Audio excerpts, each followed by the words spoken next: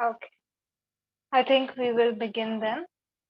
So, everybody, just sit up on your mat, back neck straight. Just close your eyes and start observing the breath.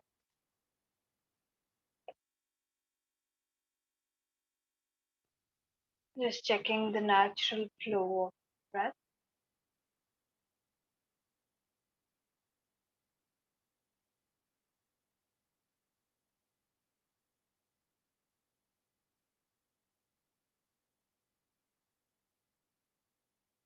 Connecting with the breathing process.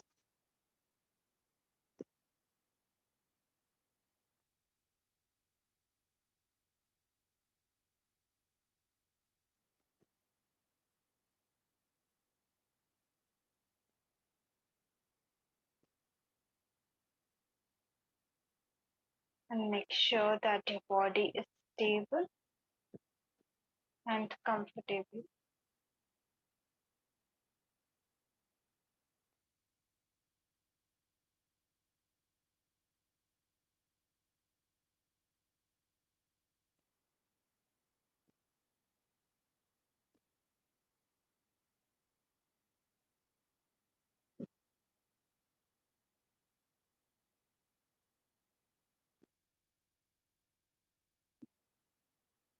And when you feel ready, just begin to deepen your breath.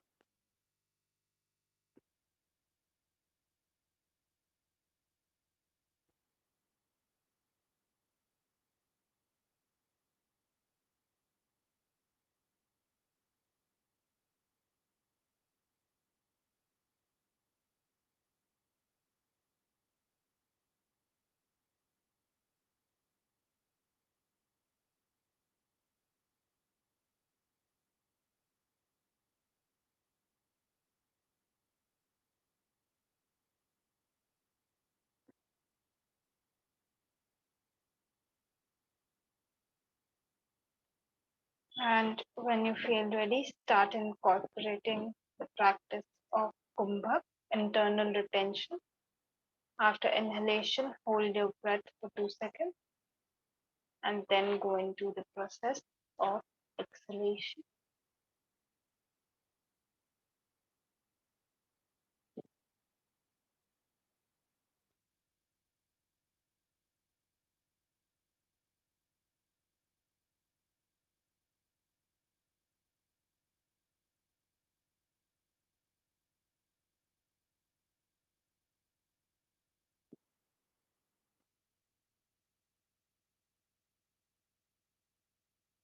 Take this time to relax the mind completely,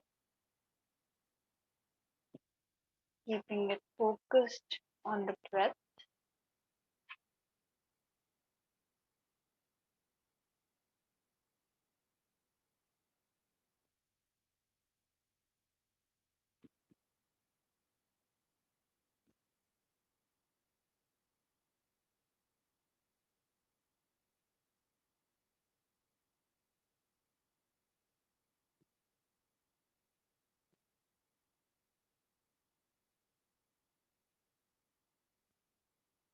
We'll be chanting Om one time, followed by the mantra, followed by one Om and three Shanti. Exhale completely. And now inhale for Om.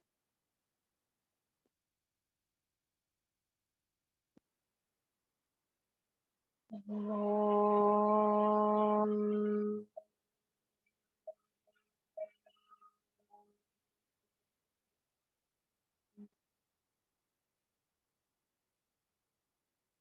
Sarve bhavantu sukhina. Sarve santu nara.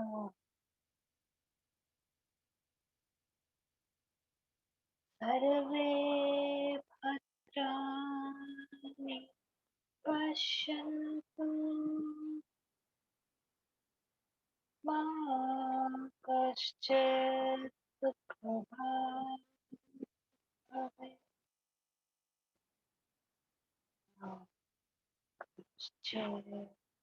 दुख भाव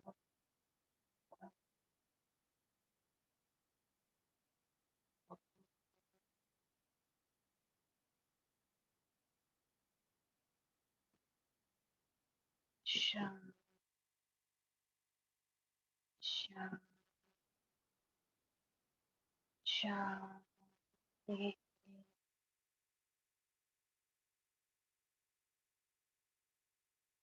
just feel the vibrations.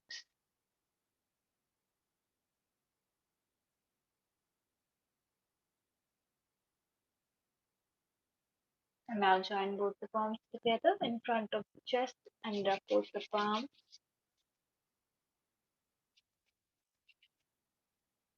Keep them on the eyes. And very slowly while blinking and looking at the palms, open up your eyes, start coming back. Come back to the smile.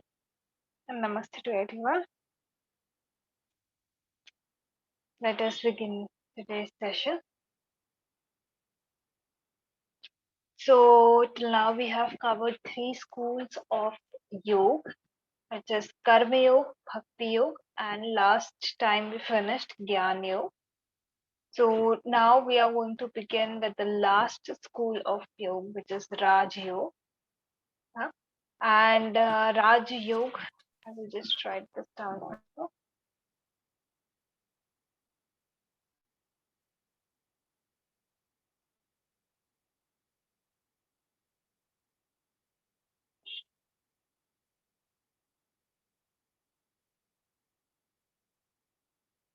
Yeah. And actually, this is one of the most famous yoga. So the Ashtanga Yoga is a part of Raj Yoga only. So this is also called the Royal Path.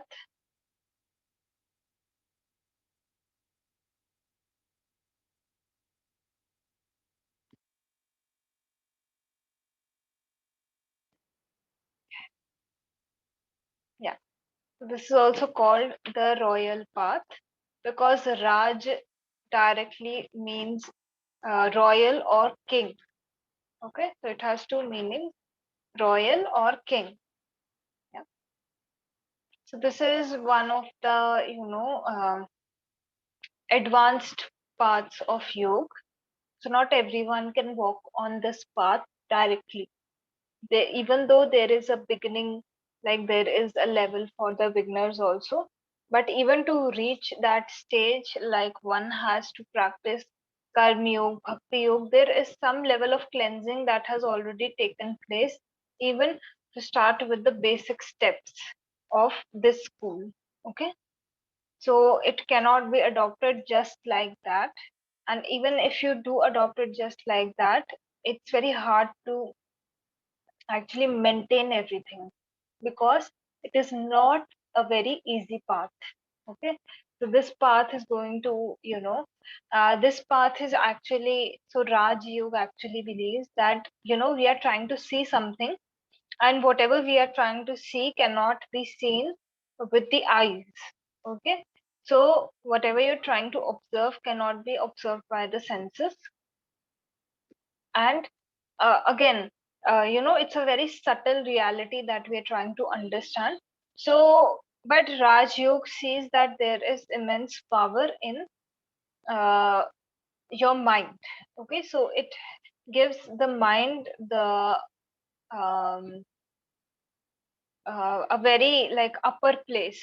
Okay, so apart from any other thing, it says that if you can direct your mind properly, then you will be able to reach that point of Raj Yoga, or reach that point where the mind will in itself throw the light on whatever you are trying to see. Okay, so suppose when you want to see something, so generally a normal light in the room would light up the entire room, right? So if I switch on the light over here, it will light up the entire room. But if I want to see a very specific portion of the room and I want to see it properly, then using a torch will be much better for me, right? Because I'm specifically trying to see a particular part of the room. Yeah. And for that, the entire lighting will not do, because it will of course throw some light on it, but I will not be able to observe it properly, right? So same thing Raj Yoga says, that the mind has the ability to understand, to take you to the place which you want to experience. However, it's like the rays of light, if they are spread in multiple directions, of course they will enlighten everything around you, but you won't be able to get a hold of what you are looking for.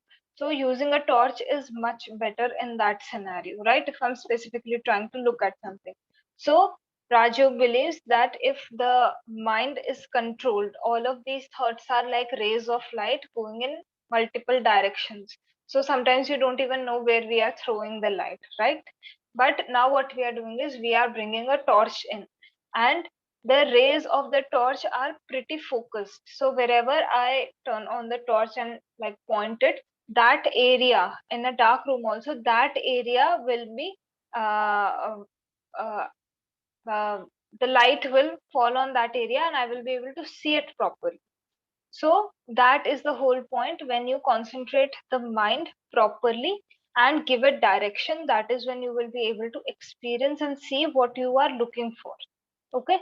So apart from your actions, your emotions, and your analytical skill of the mind, what Raj Yoga is doing is it's actually concentrating everything in one area and then giving it direction and saying, now you will be able to step into that process where you can actually see. Okay.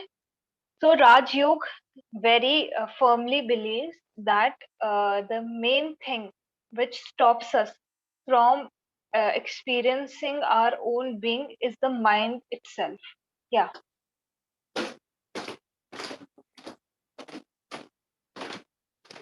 Okay.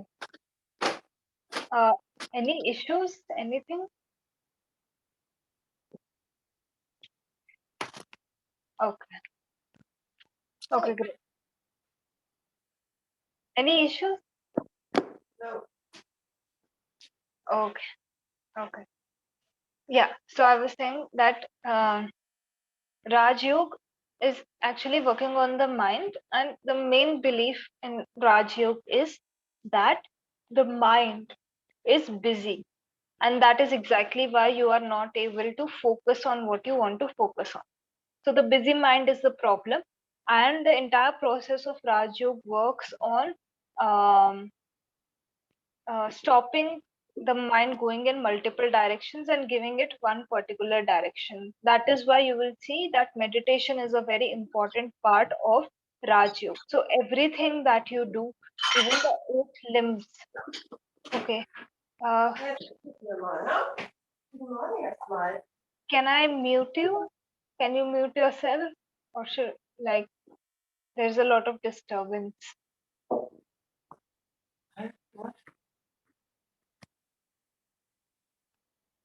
Hello.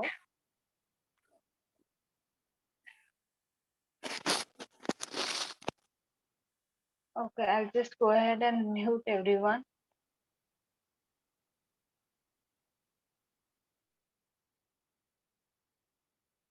Okay, there was a lot of disturbance that was being created. That is why I muted everyone. Okay, so if there are any issues, please unmute yourself and ask me if there is any issue. Okay, at any point of time. Oh, yeah. Okay, great. So, yeah, I was at that point. Yes. So that is why you will see that meditation is the main thing that Raj Yoga focuses upon.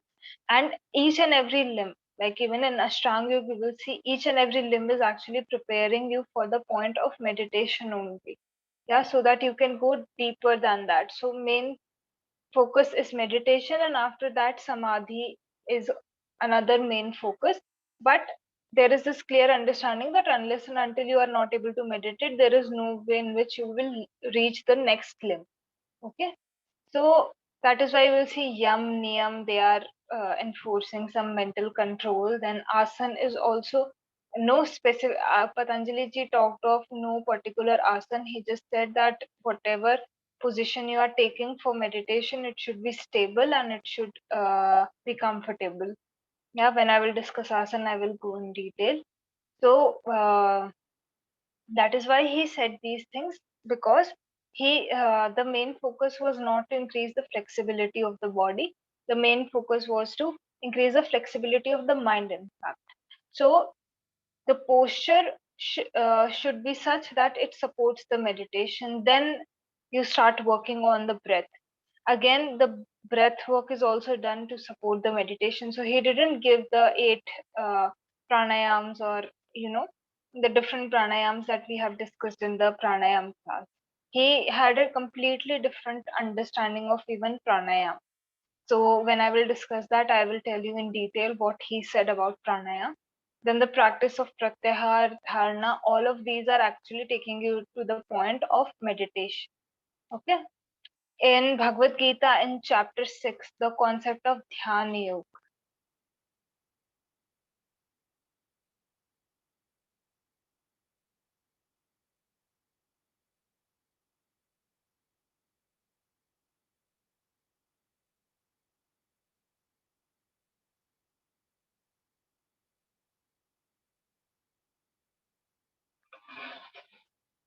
Okay, chapter 6 is called Dhyan Yoga, Dhyan. Sorry. Yeah. Okay, I've written that one. Dhyan. Dhyan Yoga has been discussed, in which Krishnaji also elaborates on the importance of meditation, and he gives the right place for meditation, how the asana. So asana is not only a body posture, but the mat that you sit on also is called asana. So how your asana should be where you are sitting. Then he described how your body should be. Then so asana, in that sense also, he covered both the thing that you sit on and the posture of the body. He described both the things. Then he moved ahead to explain the technique of meditation, how one has to meditate. And then he even mentioned the various areas in which one has to balance himself or herself before entering into this practice. Okay, so he emphasized on the importance of management of sleep, of diet. In this way, there is a particular shlok that is given in Bhagavad Gita where he says that all of these things have to be balanced or moderated before one enters Dhyan Yoga. So if I eat junk food, suppose I eat junk food and then I sit for meditation, my entire journey in my 10 minutes, 15 minutes, or 1 hour of meditation would actually be an attempt to stabilize that state of mind. If the food is not okay, then the mind also gets impacted in that way. So the entire time of meditation will actually go into stabilizing. So right now, maybe when I eat junk food, I go below zero. So the entire effort will now be made to come to zero. However, if my food is, right. So suppose I am on beginner level, zero level. So I will go up from there. I will not go below from there. Okay. So that is why he emphasized on balancing and moderating certain things in your life before you enter into this process. Otherwise, your entire practice will go in an attempt to balance things out. Okay. So you will never be able to advance in your journey. That is why when you come to practice yoga, like in school also, we have sattvic food. And even if you ever go for any meditation retreat, you will see that they change the food. And the reason why they change the food is so that the days that you are over there, your whatever you are doing is actually adding to you rather than just getting you into a balanced state. So of course the aim is to come to a balanced state, but then you need to advance on your spiritual journey with that balance. Okay, so maintaining that balance is harder than achieving that balance. So there are going to be a lot of moments for you also when you achieve that balance. Okay, and that is in itself a very wonderful accomplishment, no doubt. However, maintaining that balance is also something you really need to put a lot of hard work into, and your entire journey is going to be influenced by this maintenance. Okay, that is why Patanjali ji, and even in Bhagavad Gita, abhyas and vairagya, so continuous practice and detachment, are the two things which are emphasized upon. Okay, so these two things must be there and must continue so that your practice is able to continue. Okay, so this is a very basic overall idea of what Raj Yoga is, and how it is mentioned in Bhagavad Gita also. So you can read the sixth chapter to gain a very in-depth understanding of what Krishna ji is actually trying to say when he talks of Dhyan Yoga. So there the name of the chapter is actually Dhyan Yoga. Okay, any doubts so far? Okay, so great. So then I will move a little bit ahead in the uh, um, on the topic of Raj Yoga. So main thing, whenever Raj Yoga this term comes up, then the Yoga Sutra of Patanjali ji. These sutras also come up in a combination. Okay, so the Yoga Sutras given by Maharishi Patanjali ji are directly associated with Raj Yoga, because there again his entire practice was of the understanding. He wrote it with the understanding of keeping Raj Yoga in mind. Okay, so he also emphasized a lot upon meditation. Okay, so one thing is, this entire text is about Raj Yoga. So everything you are doing before whatever this text mentions is some other form of yoga, and like right now you're doing Ashtang Vinyas Yoga. So these are all part of Hatha Yoga. And when I was teaching Hatha Yoga also, I told you the main purpose of Hatha Yoga is to achieve Raj Yoga.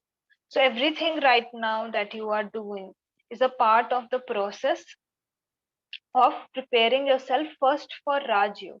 So when you go into Raj Yoga, that is when the main journey actually, I can say, begins. Okay, so each and every form, Karma Yoga, Bhakti Yoga, all of these forms eventually merge into Raj Yoga. Actually, the entire thing of uh, you know practicing Bhakti Yoga, when you go very deep into Bhakti Yoga. So last time when I discussed Bhakti Yoga, so first, beginner starts with reciting mantras, learning about the god that they choose. All of these things go on. So eventually, like when the bhakt goes deeper, they actually enter into a stage of Raj Yoga. That is actually what happens. It is just that you do not realize, because it is so, like, everything is so intertwined. Okay, so finally you are working on the mind in that uh, form of yoga also. Same goes for karma yoga also.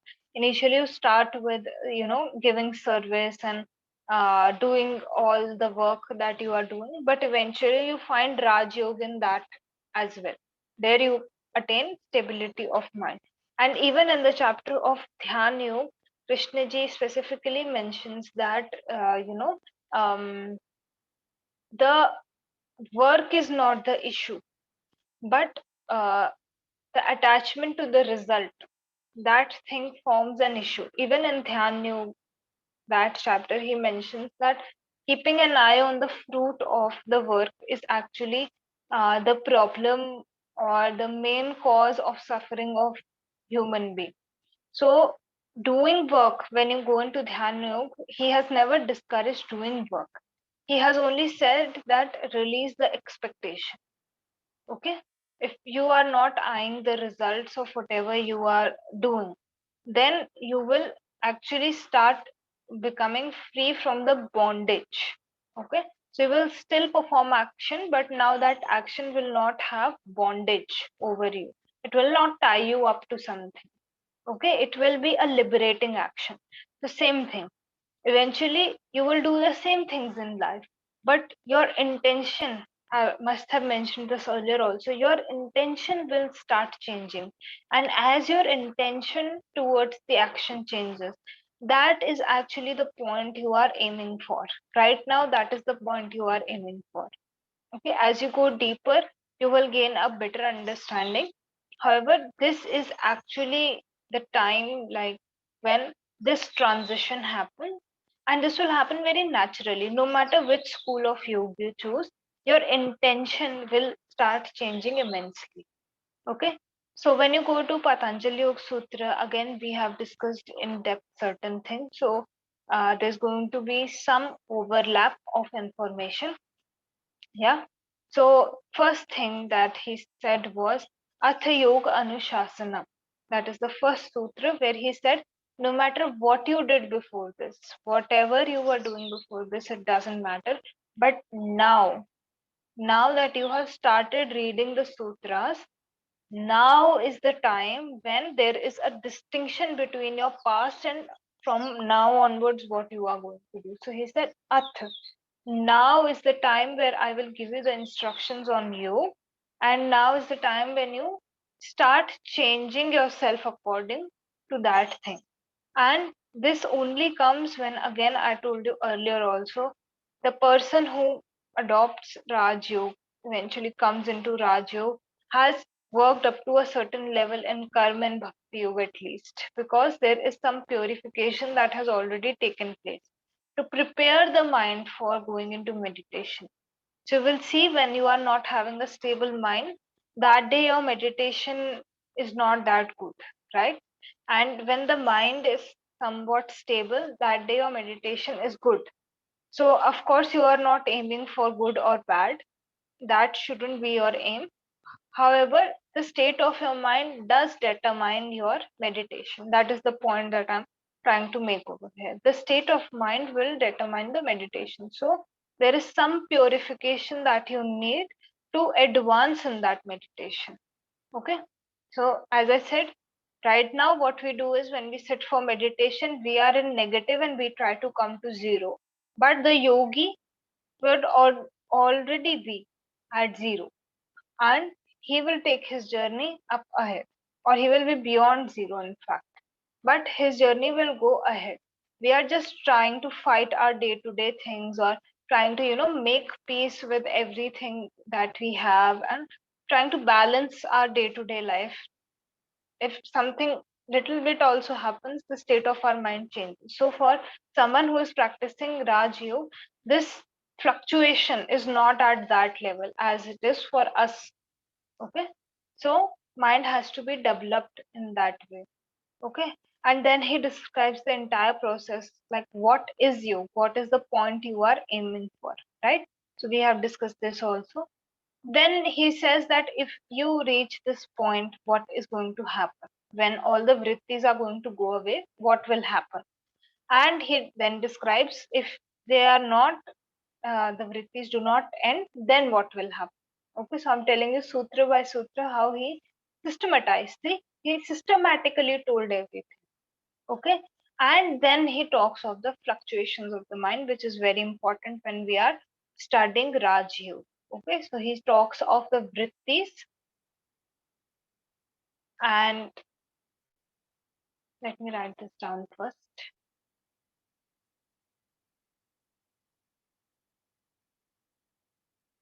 Vrittis,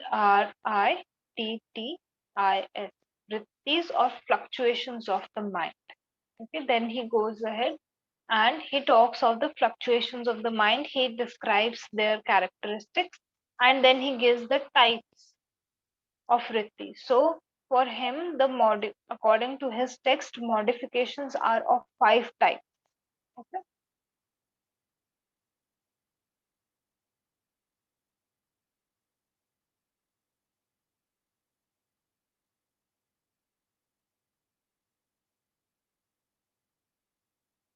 So first modification is called praman.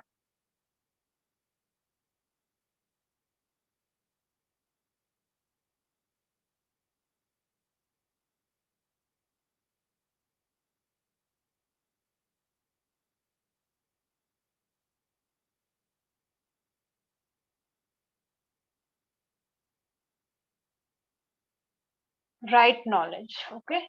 Praman. RNA, Praman, or right knowledge.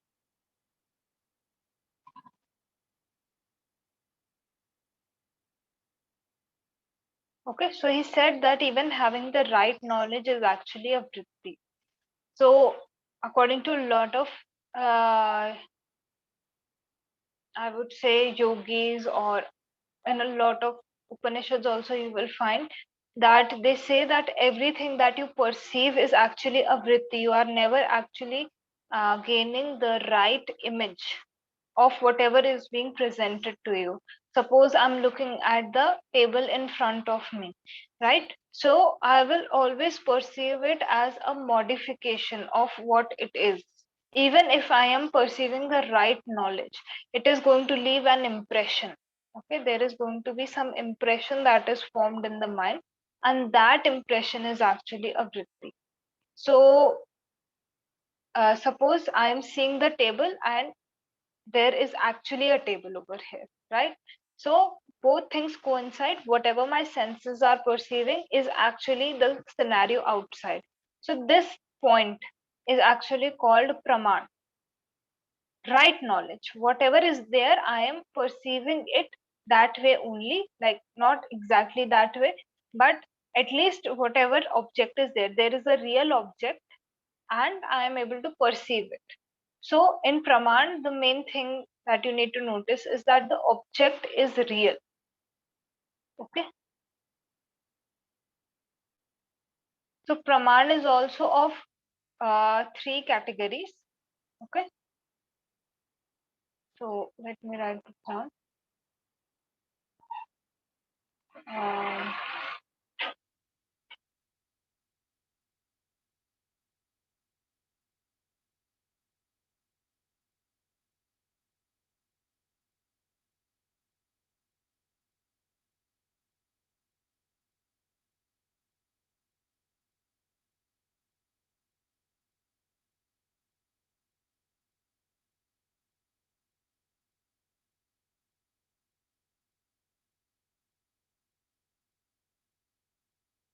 Pratyaksh. Wait, I'm writing it down.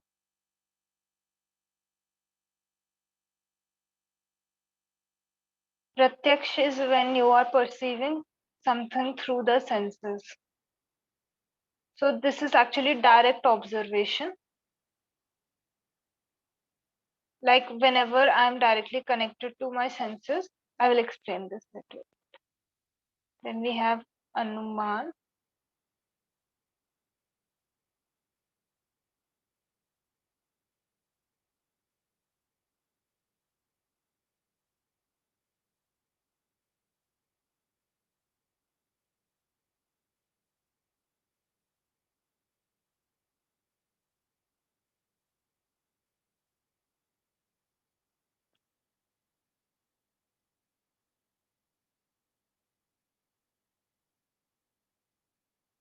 I've written all three. Pratyaksh, Anuman, Agam. Whenever these three actually happen, apart from these three, anything is comes under either false knowledge or illusion. Sorry, imagination. Okay. So I will explain those in detail also. But first thing is anything that is falling under these three categories, any knowledge that falls under these three categories is praman. Okay, so right knowledge. So first thing is pratyaksh. So right now I gave you the example of looking at the table. So right now my senses, whatever my senses are perceiving, it is actually there, the object is real, so my eyes can actually see the table, which is in reality present also. So that is pratyaksh. Whenever you are using your senses to perceive some knowledge, that point, like your own experience of that thing, will form a basis of it being right.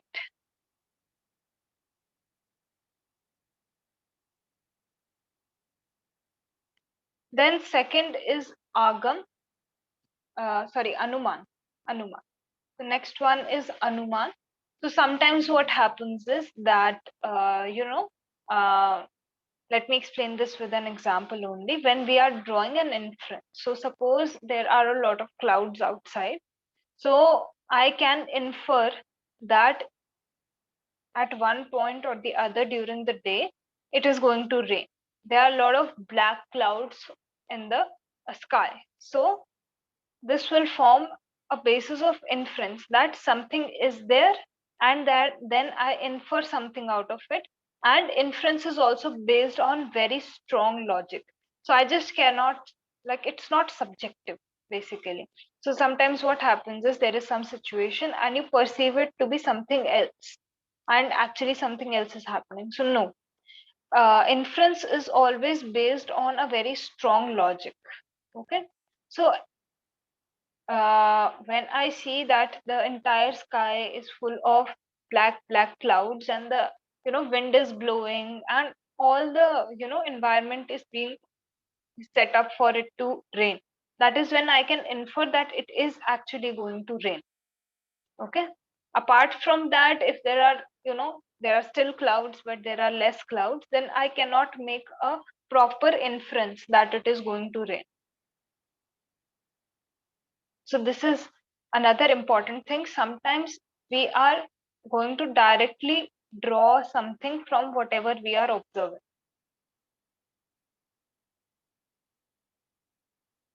Okay. And then we have agam. So first thing is I will depend on my own experience. Then I will depend on some very strong logic of something that I have little bit understanding of, but not too much understanding of. Okay. And then the third situation arises where there is no way in which I can perceive something, right? So for us, like for beginners, suppose there are certain stages that you reach in meditation, or there are certain experiences that you have when you go into spirituality, right? So those experiences sometimes we experience, and sometimes we are just believing. Like if I talk of Kundalini Shakti, or if I mention chakras, maybe you haven't experienced those, but because it is being talked of, and uh, you know you have faith in the Guru. So it's very important to have faith in your Guru, and the Guru is always someone who is ahead of you in that journey, and either has experienced that thing, or at least has the ability to transmit the knowledge as it is. So the Guru will never change the knowledge. Okay. So there are no modifications that are added in that knowledge. So suppose I'm just a teacher, but if you find a Guru, so Guru will either always know, would have experienced, or at least would have read this much that they are actually able to pass on that exactly the way it is without any alteration. So that person you consider to be a Guru to you, right? So that person, whenever that person says something, so it is a testimony, like the scriptures like Vedas, Upanishads. Now there is no Guru also over there, but it is written and you believe that reality or truth is being told over there. So it is a testimony of someone. Actually, Vedas, Upanishads, these are testimonies of people who experience the final liberation. Okay. So they experience the final goal. So then they wrote down their experience in the form of scriptures. So you haven't experienced it, but you are on the journey, you want to gain more knowledge. So that is when you start reading about these things and you take them to be true, just the way they are presented to you. Okay. And that is the part where the testimony thing comes in, that I haven't experienced it, but yes, it is actually telling me that okay, this is ahead, or this is why this is happening, this is why this is the path. Okay. So that information is also right information, provided that it is the correct source. Once again, the source should be correct. Okay. So everything apart from this is not right knowledge. These three will form the basis of your right knowledge. Any doubts in this?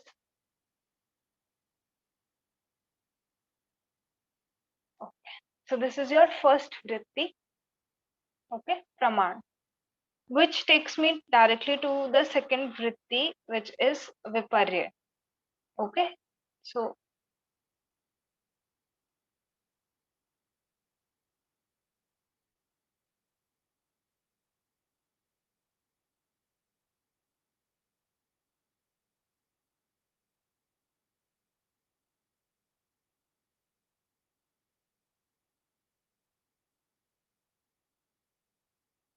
which is wrong knowledge. So wrong knowledge will also form a vritti.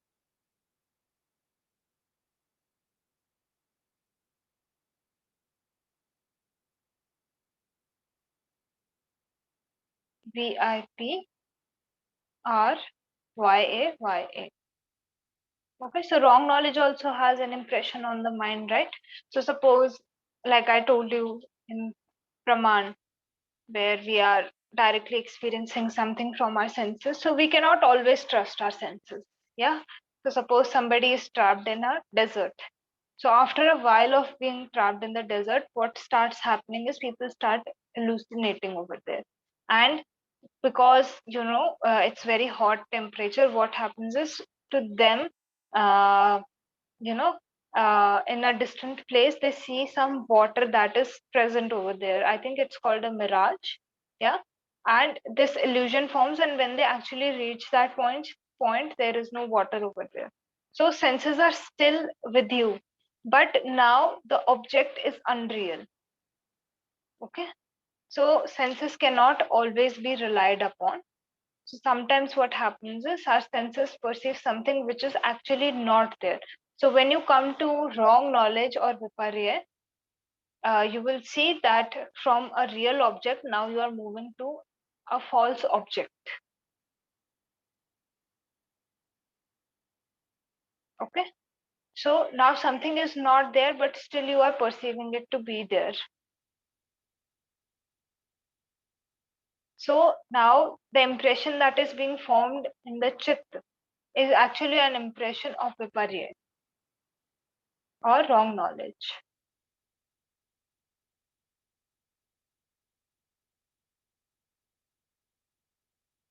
Sometimes what happens is something is in front of us and we perceive it not to be the way it is.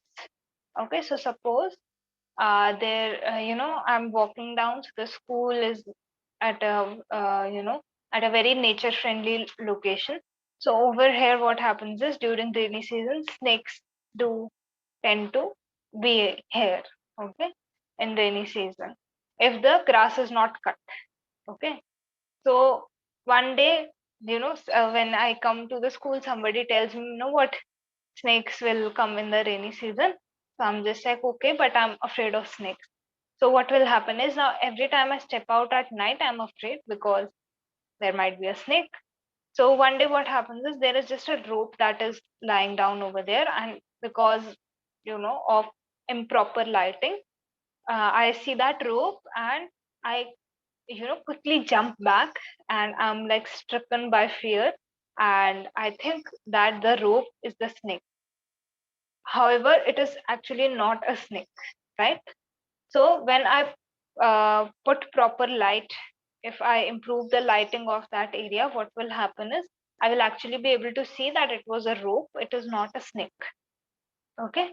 So another example of this vritti is seeing the rope and perceiving it to be a snake. So seeing something but perceiving it to be something wrong. Okay, and this actually happens because of our own ignorance. So avidya, like we discussed in Gyan Yoga, avidya is the main cause of this vritti. And if you throw the light of vivek or discrimination on this, so the light that I mentioned, so metaphorically, it is actually referring to discrimination being developed. So if the discrimination of the mind is developed, that is when it will come out of this wrong vritti. Okay, so the vritti of wrong knowledge. Any doubts? First two vrittis are clear. So one is real object, one is unreal object. Okay, great. So I think we will continue tomorrow now. with the remaining breaths, because of course each and every one is going to take time. So till now, whatever we have covered, just you can go and read today, yeah, to gain a better understanding of whatever I have talked about. Okay. And if you have any doubts, you can ask them tomorrow in the class. So let's end today's session. No worries, no worries. You can watch the recorded version on YouTube also for the part that you missed. Oh, ouch. Okay. So let's end today's session. So back and neck straight. Just close the eyes. We will chant Om one time, followed by three Shanti.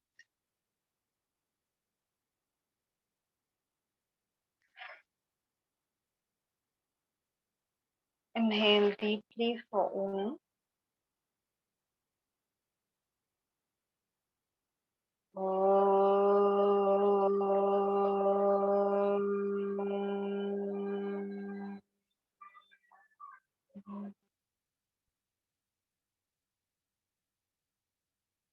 Shanti, Shanti, Shanti.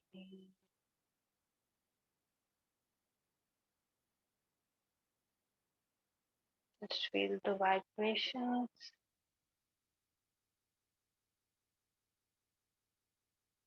Join both the palms together in front of the chest and bow down. Let's take out this time to feel grateful for everything we have and saying a mental thank you.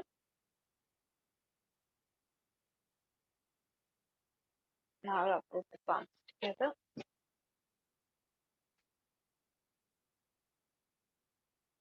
Keep them on the eyes. And very slowly, while blinking and looking at the palms, open up your eyes. Come back with a smile. And namaste to everyone. I will see you all in the evening for your pranayam class. Bye-bye. Bye. Thank you. Thank you so much. Thank Bye. you. Bye-bye.